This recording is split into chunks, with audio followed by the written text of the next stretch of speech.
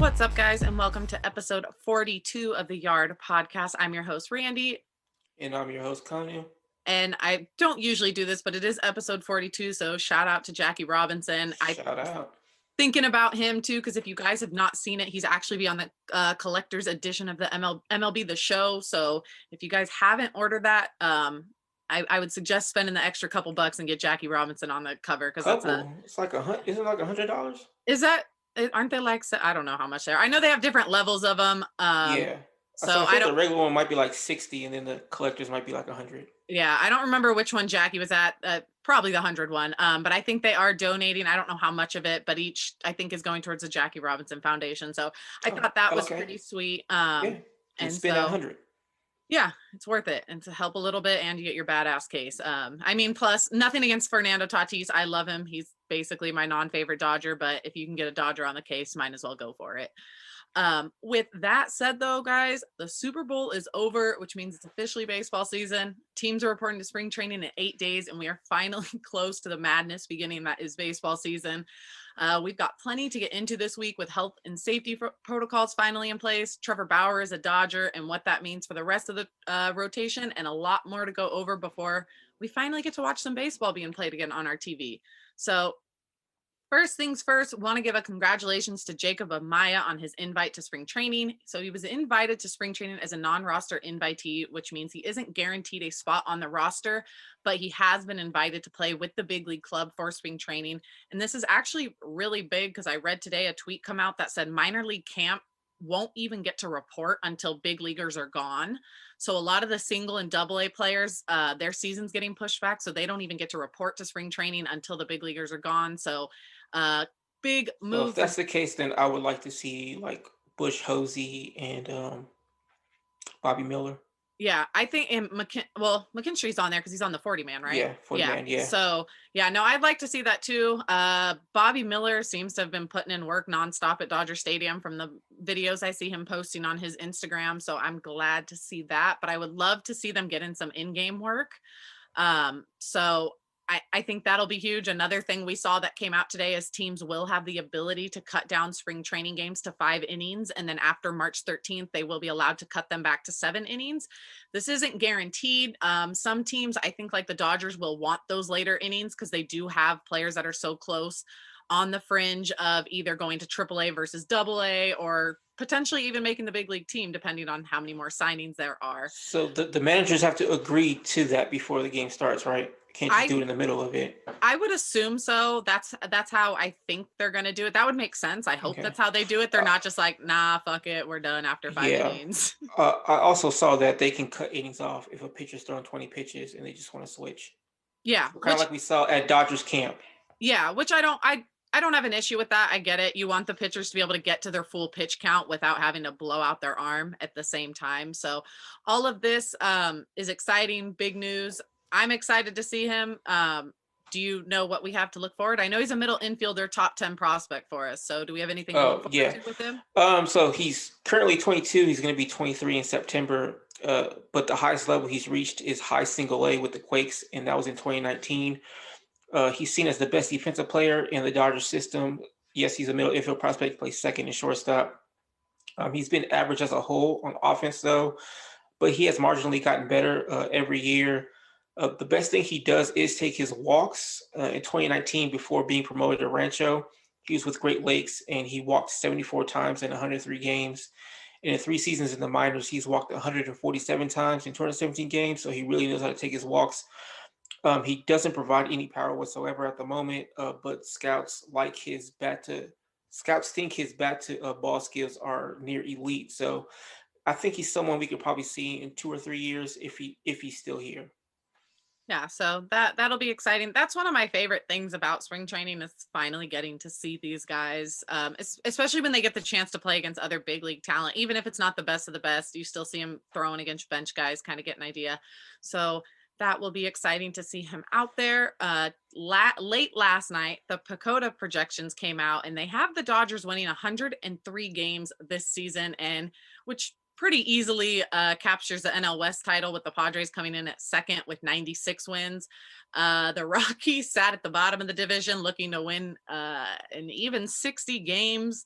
And I'm not even sure if they'll pull off that many, because when I read this, I saw one of the writers mention afterwards that this is actually with a DH. So if you take the DH out of this, I don't think the Dodgers number changes all that much anyways, but I think a team like the Rockies, one less at bat when you've already lost Arenado, Yeah. I think that'll be fun to watch from a distance. Not fun, but very bad for them. So I think 103 is, it's a lot though. I mean, It would is they with win how in, strong the Padres are going to be. That has to be taken yeah, into account, because that's and 20 games. and then also the Giants suck, but they always seem to play the Dodgers well anyway, so that's going to be tough. Hmm. And then when you go play other leagues, I guess we can just get Yeah, rid the of the Central. Braves, the But the Mets. Braves, the Mets, the Nationals, And then this the year we Phillies, are facing the AL West. So depends how much you the care about Angels those usually play the teams. Dodgers tough. Yeah. The Astros are going to be the Astros. And the So yeah, I mean, A's might, I don't know actually about them. yeah, Who I don't knows? know. I don't know what they're doing, to be honest. But It's going to be yeah. tough to get to 103, but also at the same time, Pecota had the Braves fourth in the division, and they had the Brewers winning the Central. So I don't know how serious I should take Hmm. this. That's weird, because I feel like these were usually, maybe prior to this year, pretty spot on. Maybe not. Maybe for the Dodgers, I should say they've been pretty good. Although I I guess mean, they that's have been, the East as like really tough with the Mets, Phillies, Nationals, and Braves all right there within like a striking distance, but they have the Braves fourth, and which I is don't see the funny Braves. I because see the Braves coming in first. there's a couple baseball one baseball writer I was listening to who actually thinks the Phillies might just be completely useless this year in that NL East, depending on if their guys show up. But I could see the Dodgers winning 100 games this season, but I think a lot of that just falls on them not beating themselves, Right. basically, like it does Yeah, everywhere they else. have to be healthy. Yeah, that I think is the biggest thing, because winning 100 games is difficult. And then when you have a very good team, arguably the second, third best team in the NL in your division, I guess it depends where you would rank the Mets and the Braves. Um, you still kind of have to think and weigh those games in, that those aren't going to be easy wins like they used to. So I feel like projecting the Dodgers wins in the past were maybe a little bit easier. I think that becomes a little bit more difficult this year with the Yeah, Padres becoming a very good team. on paper, So because we don't know how they're gonna yeah, we have to see how they're play going to out. show Yeah, up. But yeah, on paper they look good, but hey, we've all seen a lot of teams that look good on paper and it doesn't turn out. I don't think that'll be the case with the Padres, but maybe they won't be as good as everyone's hyping them up to be. Some other news that came out, which was kind of nice, MLB finally decided. I mean, I guess they didn't admit to it, but they admitted to it by not admitting to it. They admitted to basically juicing the ball, because they said they were going to deaden it. And I guess you really don't need to deaden the ball if there was no reason to do that in the first place. But right. reading this, I would have to admit there were some terms and terminology in there I had no idea what they meant reading the Athletic article, because it was getting a little too crazy. So I tried in the most basic way to look at it, break it down. And what they're telling us is home runs should be cut about 5%. They're doing this by reducing the weight of the ball by less than 1/10 of an ounce and a slight decrease in the bounciness of the ball. It sounds like this is being done by the tension of the wool winding on the ball. And the general idea is this will create more consistency with the ball and how it is basically centered underneath the outside leather, all the intertwined wool and all that good stuff. So no changes can be made without the approval of the rules committee. This was ready to go last year, but they had told MLB that they wanted to test it on their own, not just throw it into baseball, and see how it worked out first. We have seen a lot, But not a David lot. Price was in favor of this, right? David Price, yes, because he's a pitcher, and the pitchers have been taking the brunt of this now for a couple of Yeah, years they with have. all these juice balls. And they were pretty much being told, no, it's not the balls, it's you. And now this is now the pitchers kind of get their moment, like, okay, we knew. So David Price Yeah, actually tweeted about it and said, I did see MLB as slightly deadening the baseball. I thought MLB said it hadn't been juiced. Lowell pitchers knew all along. Baseball's had a different feel and a different sound. Happy to see they're attempting to go back to the regular baseball. So they are doing this to cut back on offense a little bit. I mean, I don't know the exact reasoning why, because I know that's not necessarily what they didn't they want juice it to before the do. World Series in 2017, or was that just a bad report that I saw years They ago? No, they might have. I think there's so much controversy about when it was introduced and when it wasn't used that it's kind of all over the place depending on who you ask, depending on what side I think they stand on is where you get your answer. But I mean, I think it's fair to go back. You don't need to juice the ball. The pitchers are getting better. The batters are getting better. They can stop swinging and hacking for home runs every pitch. I mean, it never hurts to hit a Yeah. single or double. So I've got no Yeah, issue with this. In 2017, Verlander and Darvish both complained that the ball was different, like slicker. That's right. And then The they logo showed balls. pictures. It was a very different looking baseball in the 2017 World Series. Okay, so yes, you are right. I remember that Verlander and Darvish both said something about it because the type of pitches they threw, it kind of the grip on it affected them a bit. So yeah, MLB never wanted to announce it. Pitchers were a little iffy about complaining because understandably so. They didn't want people going, you're just complaining, you're just making up excuses for why you gave up the long ball. So they kept their mouth shut on that. And then on to our next thing is a pretty big deal that happened on Friday. It was announced that Trevor Bauer signed a 3-year, $102 million deal. It's a little interesting. So it's $40 million in the first year with an opt-out, $45 million in the second year with an opt-out. And then if he is staying after both those years, it would be year 3 at $17 million with the Dodgers. To say this signing brought a lot with it is a very major understatement. I don't know the last time I've seen Twitter under fire so much just because somebody signed with a team, and it's been going on with this fan base since it started. It has been a major split between the fan base. And he's a polarizing player. I understand both sides of the argument. I understand the side of the argument where they don't want to ignore things in his past. We've seen countless articles come out these last couple of days discussing his harassment of female fans on Twitter, old tweets he's sent out with political views, which I don't even care so much about the political views stuff. I think a lot of baseball players would share the same political views as Trevor Bauer. They just aren't public about it.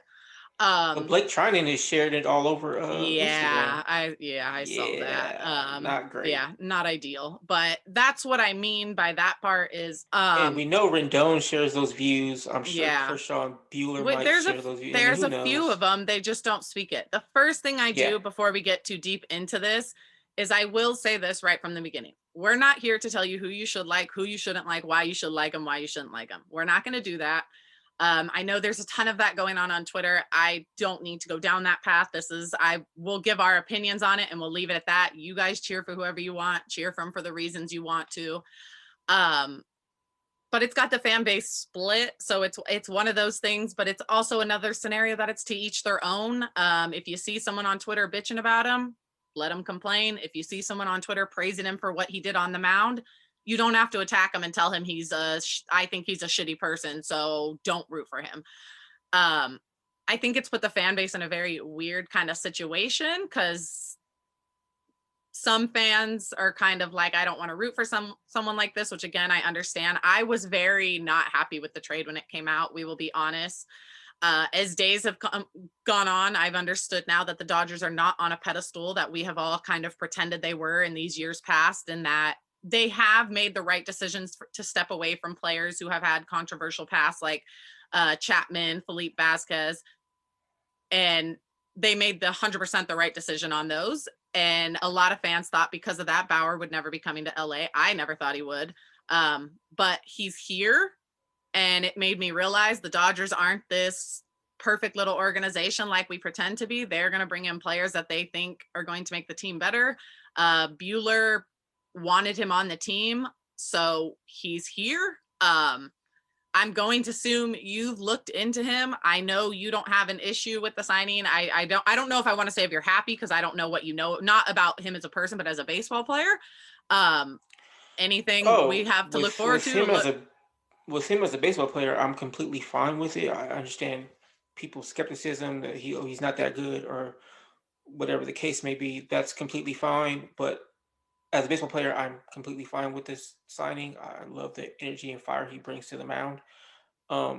As a person, it's a little difficult, but I mean, at this point, the Dodgers have, I'm assuming, done their due diligence. So if they gotten the okay from friends, family, or whatever, and they're comfortable with it, then we're just gonna have to just sit back and hope for the best. But this was very unexpected.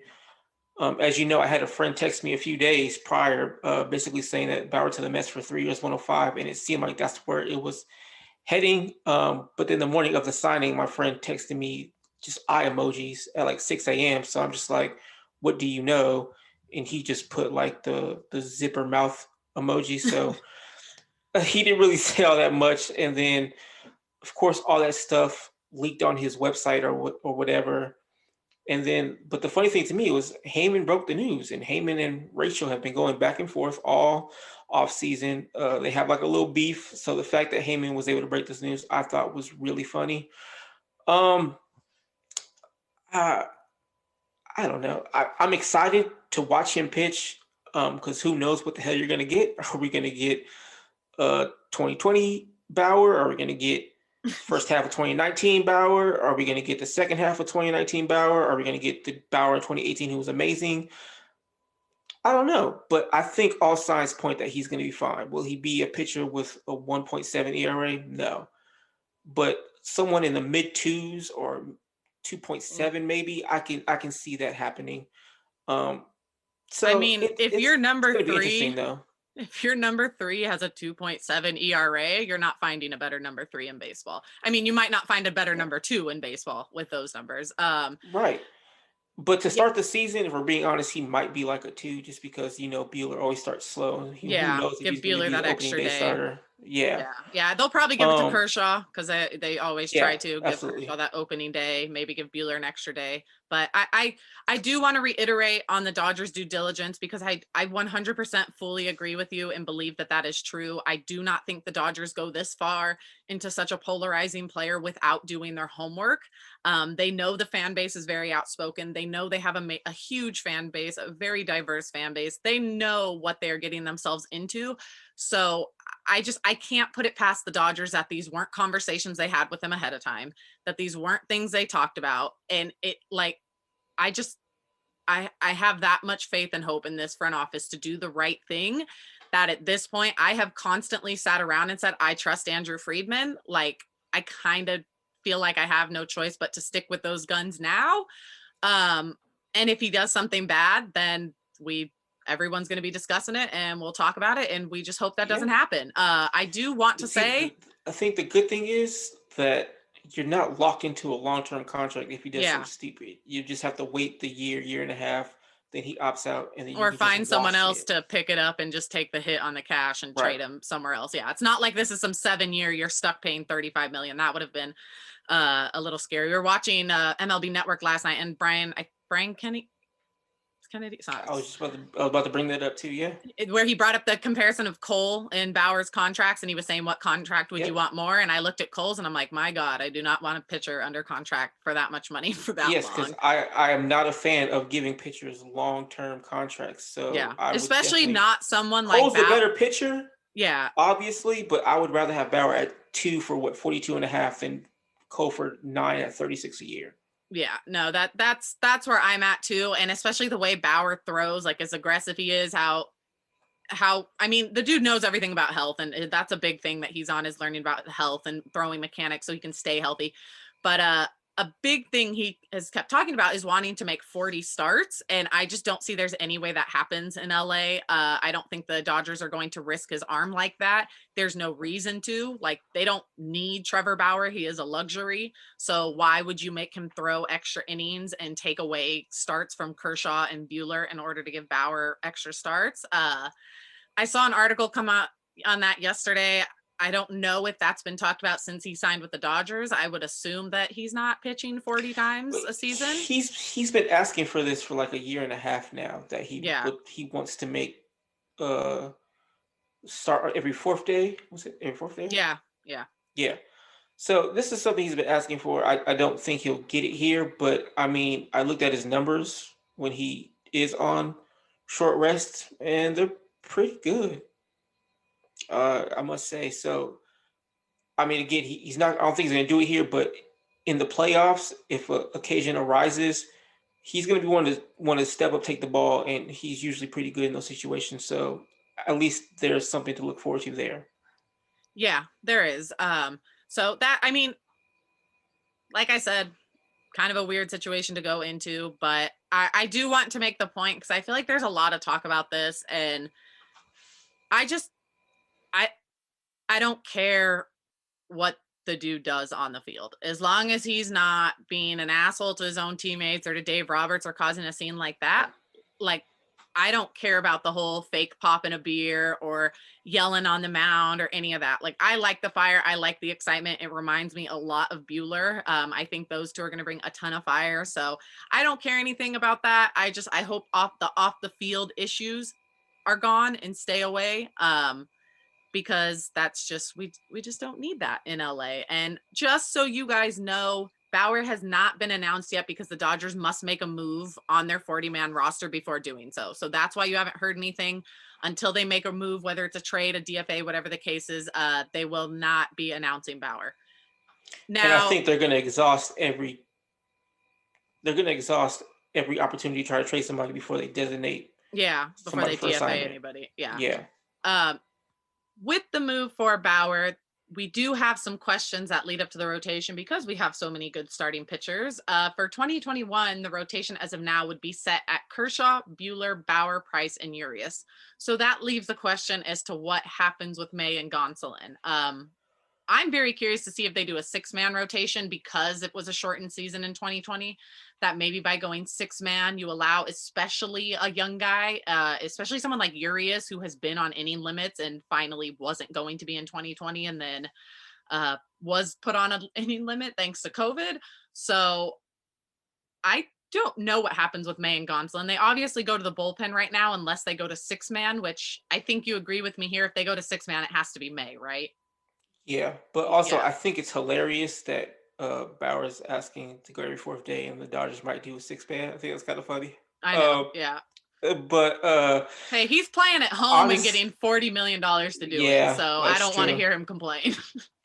That's true too. But I think the odd man out, honestly, it's going to be David Price. I think they're going to try to move that contract just to free up some money and then put May in that spot.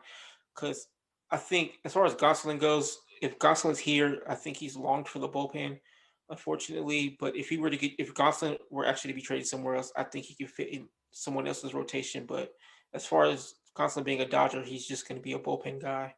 He reminds me a lot of like Ross Stripling's role. Like he'll come out of the bullpen if they need someone to make a spot start. If someone gets hurt, he's capable of doing so. He can come out of the bullpen, throw 3-4 innings if someone comes out of a game early, something like that.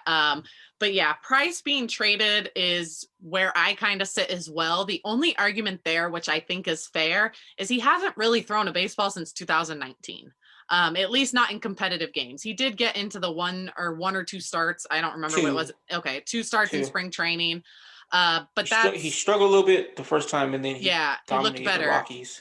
So that's one thing that it's kind of hard. How do you trade a pitcher with that much money attached to him when he hasn't pitched and he's getting older? So that part I'm curious. Granted, if he does well, I don't care if they don't trade him, if they want to keep him and use him. It just means, what do you figure out even more so with May and Gonsolin? But I do think that's another reason why we haven't heard anything about the Bauer trade, is because, like I said, they had to clear a 40-man roster. And it would not surprise me if Price ended up being that guy, which I would honestly be bummed about. However, I do get it. I know that Bauer to them is going to be more of the future than Price. And so they have to make that decision, and Price is not going to take a spot from Kershaw, Bueller, Urias, May, or Gonsolin. So at least when it comes to being taken off the roster, none of those guys are going to lose a spot to David Price. So we'll have to see what happens. I think that's a pretty solid rotation though, and there is I think we can stop having the conversation of who has the best rotation in baseball. I don't think it's really much of a discussion at this point. I think the Dodgers are there, and I don't think it's very close either with any other team. I think you could argue it's maybe close, but I just don't think anyone comes close to touching that. Bauer's an ace on probably, oh shit, I almost fell.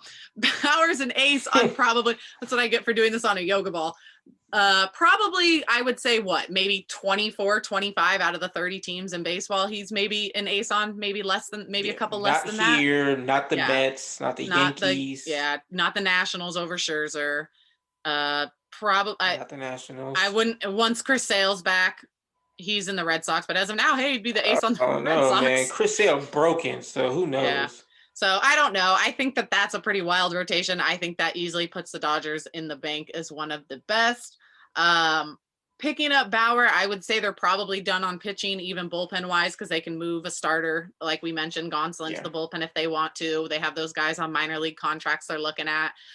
With that said, we still do need to figure out the right-handed bat third base scenario. There are zero updates in regards to what the Dodgers are doing, besides that they're still showing interest in Turner. However, they aren't the only ones showing active interest in him. The Mets are also talking to him. However, they're on the same standstill as the Dodgers. They aren't matching up on years and money. So it looks like Turner is still pushing for that 3-4 year deal.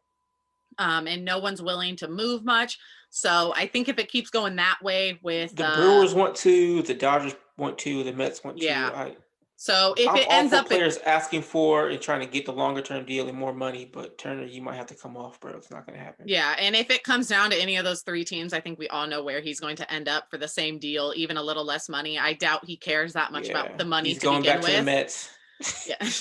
Hey, the Mets fans are like, we can't screw this one up too after the whole thing with Bauer. So it would be the most Mets thing ever though for them to lose out on Turner after trading him away. It was like 7 years ago. Last week they had traded him away or DFA'd him. So good stuff there.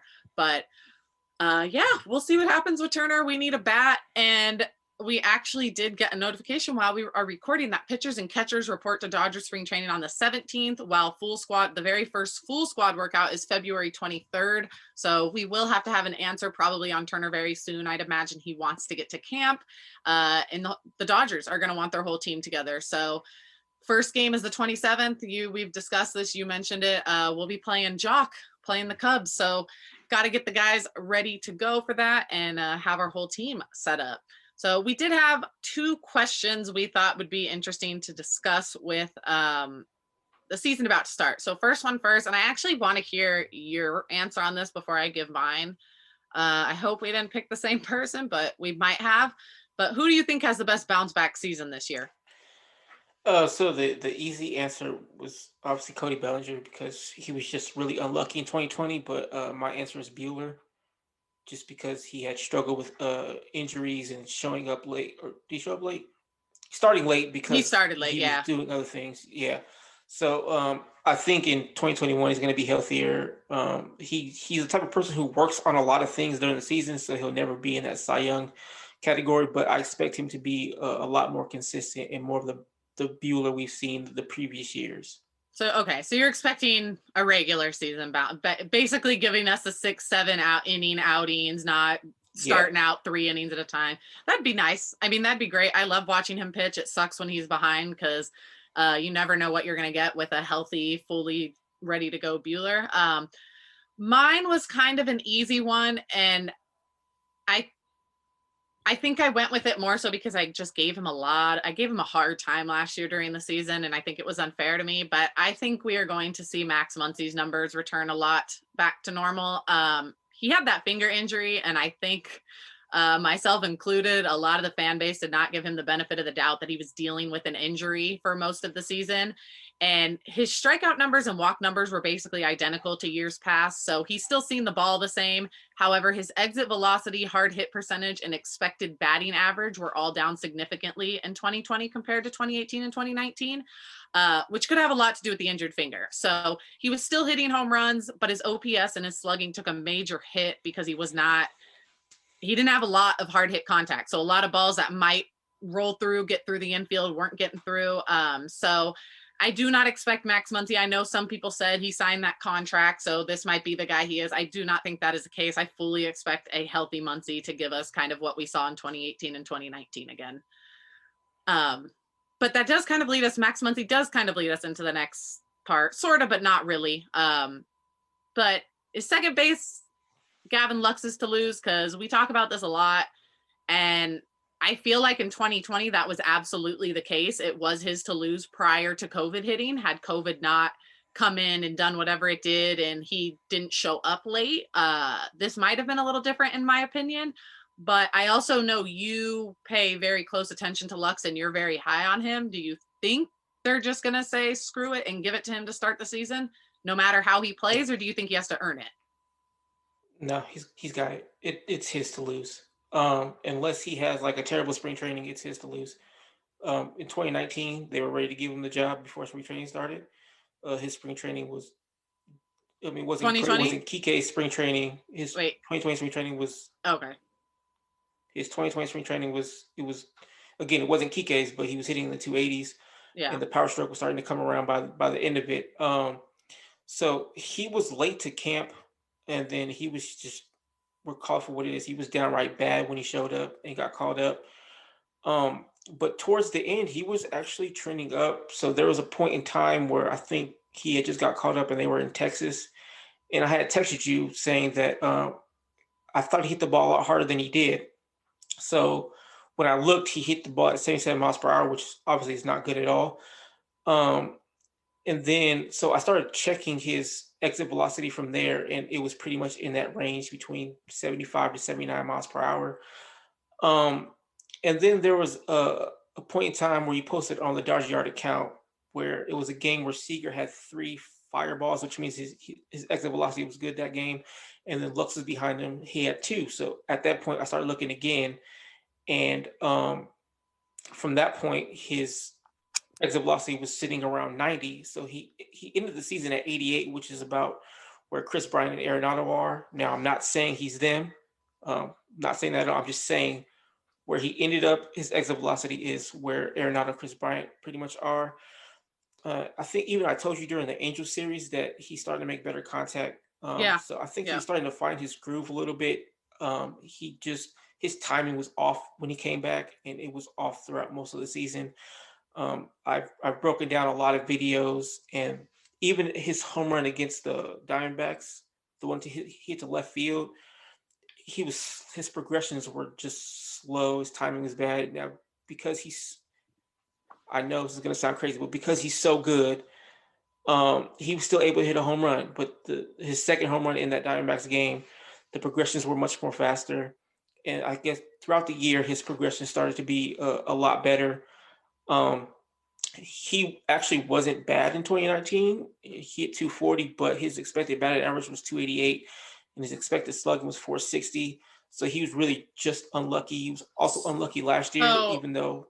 Since you're talking about numbers, why they're fresh in everyone's head, big Gavin Lux season, just very quickly off the top of your head, can you give me batting average and home run numbers for him? Just whatever you think they would be. If I know batting season with consistent at bats. Let's just pretend that he's getting full.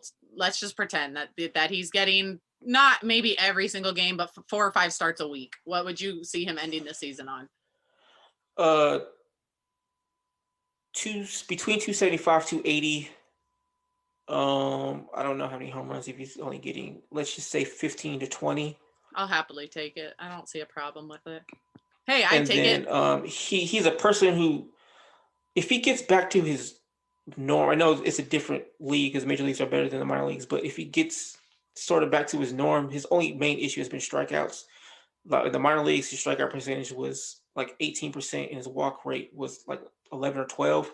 So if he can get somewhere in there between 18 to 20 in the major leagues, and then his walk rate right now is 8.6, I think. So if he can get between 8.6 to like 11, I think he's going to be fine. His on-base percentage, it won't be 400, but it'll be decently high. And I mean, he's not Soto or Acuna Jr. I'm not saying he's going to be any of those players, but I think with consistent at-bats, he's going to be fine. He's going to be a really solid player. Yeah, I'm excited for him. I have not given up hope on him yet, so I don't find the point in doing so, especially after such a weird year in 2020. I know he takes it seriously from people I've talked to, and baseball is his life, so I'm excited to see what he does when he gets back out there, and hopefully a full season of work will let him reach his potential, because I'm sure that's taken a beating on him mentally. Also, another thing is they really have to figure out his throwing. Yeah. He has zero issue fielding the ball.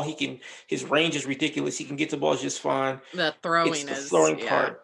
But from the things I've noticed, it's when he has time to think, that's when the ball kind of goes all over the place. If he's making a diving stop and just throwing it, It's usually right on the money. So it's a little weird. I've noticed it's the plays with time that he throws them into the ground. Like he spikes them into the ground. Yes. He's like that. I don't know if you guys seen it, that catcher from Major League 2, who can't throw to second base because he's thinking about everything too much. So he's just throwing the ball over the place. But when he started focusing on the Playboy magazines, he figured out how to throw. So I think if Lux just doesn't, if he just doesn't focus on something else, Lux. Yeah. I don't care what you got to think about. Just like pretend every play is a diving play if that's what you got to do. I don't care. Or wait till the runner gets close to the bag and then throw it. I don't care. Just figure it out because that will be problematic. He does look like a good defender if he can just get his throwing under control. I see a lot of people saying he's a bad defender, but he was positive on WAR just from defense last year.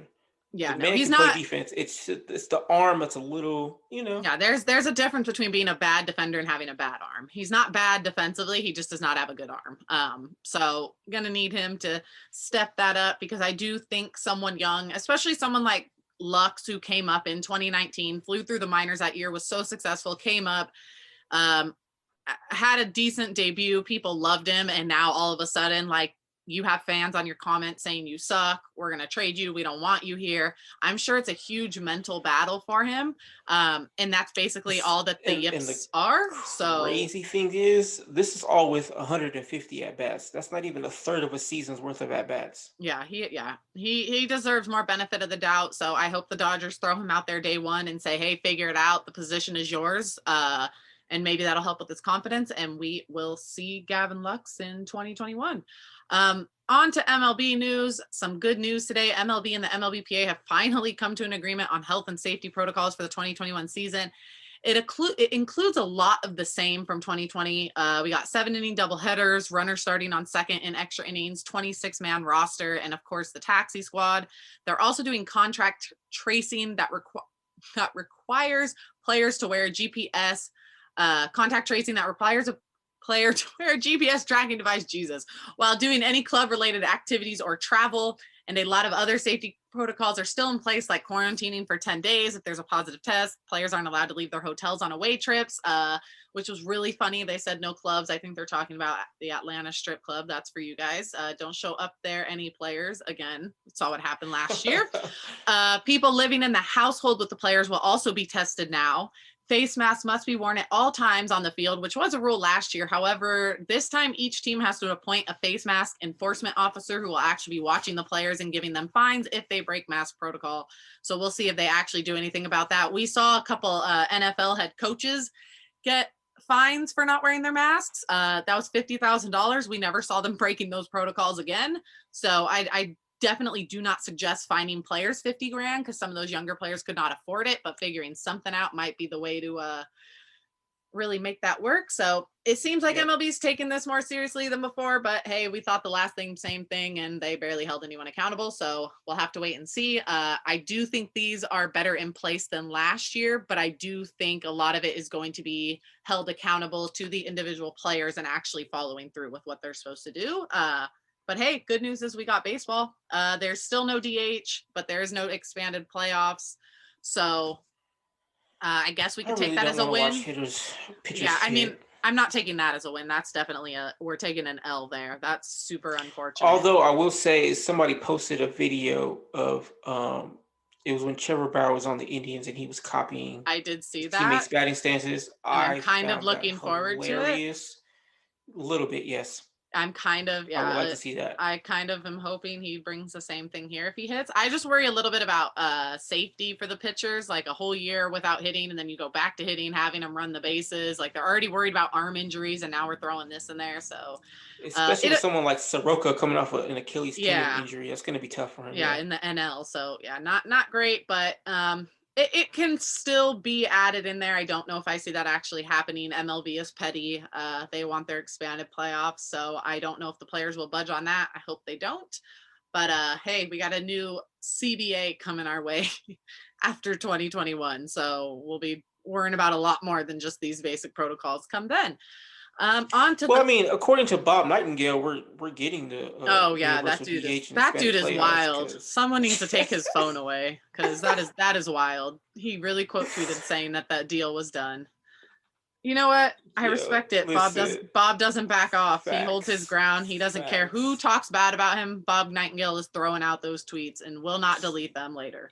He's forever wrong, but he'll just go about his business like Yeah, he nothing doesn't happened. care. He's still gonna be I writing for like it. USA Today Sports. He doesn't Yeah. care. He's like, I still get my money, so you guys can be angry at me. I'm still getting the bag.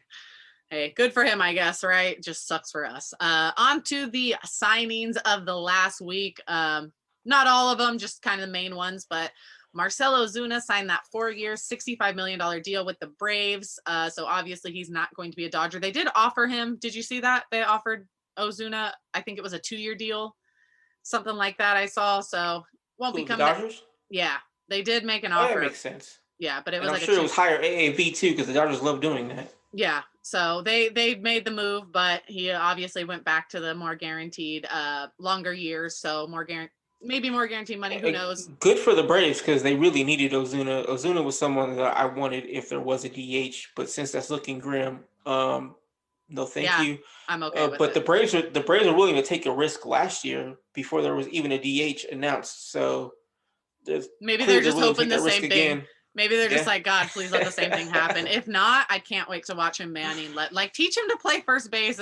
Actually, no, you can't because you're not taking that away from Freeman. I don't know. I guess. No, you can't. Yeah, No. I guess we'll just enjoy watching him in left field whenever we play the Braves this year. Was it against the Cardinals? It was the ball hit him on the head. The Cardinals. Yeah, it didn't hit him on the head. It bounced and he jumped on the fence and then fell down. His feet got stuck on the fence and he face planted into the dirt. And Kike ended up with a ground of that, double. please, young Manny Ramirez. I appreciate it. that was a good time. But so he signed his deal. Chris Archer returns to the Rays on a 1-year, $6.5 million deal. Nelson Cruz, 1-year, $13 million deal with the Twins. Colton Wong stays in the NL Central, heading over to the Brewers on a 2-year, $18 million deal. Even with that signing, there are reports that the Brewers are still interested in Turner. Alex Colomé signs a 1-year, $6.25 million deal with the Twins. Albert Amora Jr. signs with the Mets. Details on the contract haven't been released yet. Mike Fultonawicz. Sorry to interrupt you, but quick question. So Colton Wong plays second base. So where does Keston Hirio go? I don't know. That's what I was listening to on a podcast. They are apparently trying to move him to first base. Okay. That is what Jesus. Okay. Yeah, I read something or listened to something on a podcast that was saying they must not have too much hope in him playing second after they signed Wong. So, yeah, it sounds like they're moving him. Mike Fultonawicz. I wouldn't. He's awful. Oh, yeah. See, I don't know. I just know about the bat. Mike Fultonawicz. Fultonawicz? How do you say that? Fultonawicz. Yeah, like Fedorovich. Okay, so Fulte, just kidding. Yeah, Fulte, whatever. Yeah. He signed a 1-year, $2 million deal with the Rangers. Yadier Molina returned to the Cardinals, signing a 1-year, $9 million deal. And then DH, Chris Davis, and 2 other players we've probably never heard of were traded to the Rangers.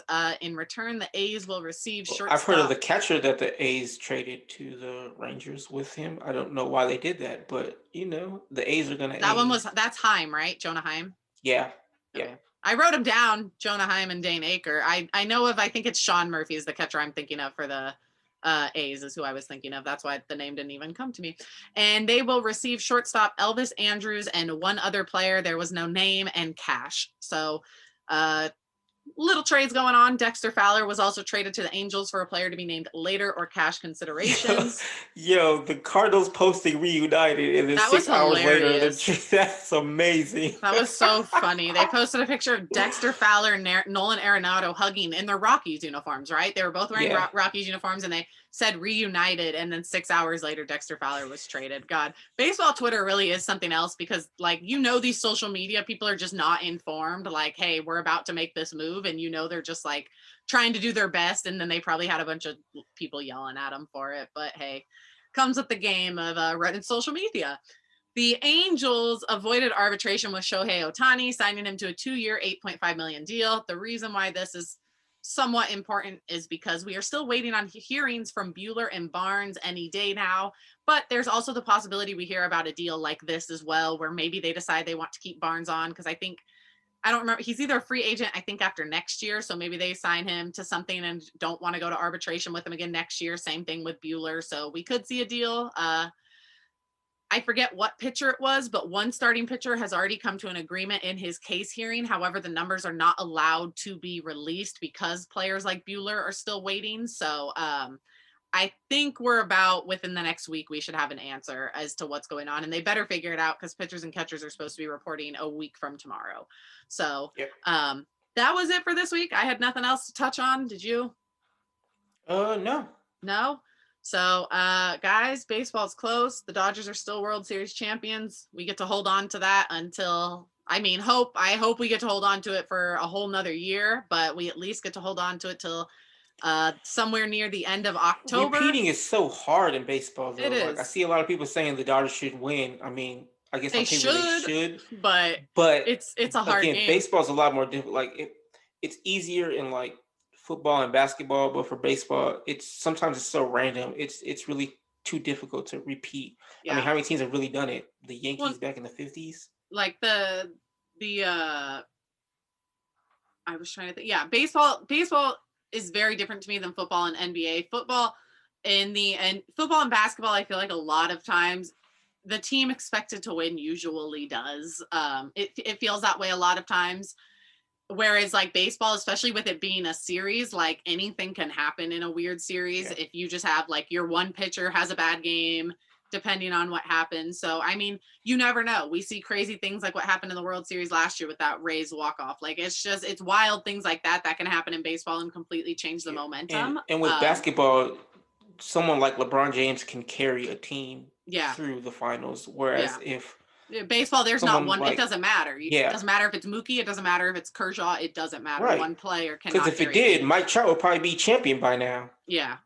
So it's way more difficult to repeat. I am going to pretend like we're going to until we don't. If we do, fantastic. If we don't, hey, at least we got that pain out of the way that it's not watching them like lose and be, we're 34, 33 years, whatever it would have been now.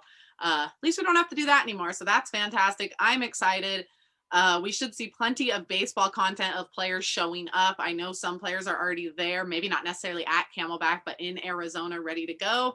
So I'm super excited. I cannot wait. I did see, I think it was the Red Sox posted a picture talking about how they've packed up their U-Haul. I have seen a few moving van videos, so I'm hoping we get one from the Dodgers today or tomorrow. So keep an eye out for that baseball content. I think we are all very much desperate for it right now. And once we have more info, hopefully next week we can actually go into this podcast having a good idea. I expect next week to be busy because the Dodgers have a lot of moves to make. Yeah, I expect by the podcast next week, we will have heard the Trevor Bauer press conference and the move that takes place, as well as maybe what's going on with Justin Turner. Whether or not he comes back as a Dodger, we will have to wait and see. But hopefully we have some type of answer soon so we can start talking about what to look forward to. But other than that, as always, we appreciate you guys listening. Don't forget to hit that subscribe button and make sure to follow us on social media at Dodger Yard on Facebook, Instagram, Twitter, TikTok, YouTube, anything else basically. And you can find me at Randy_Radcliffe on IG and Twitter. You can go to allmylinks.com/Konu, KONU, and you can find all my social medias on there. And as always, thank you guys. And we hope you have a good rest of your morning, night, afternoon, weekend, whatever it is you listen to this. And as always, like I've said now 4 times, it's almost baseball season. All right, guys, we'll catch you next week. Bye. Bye, guys.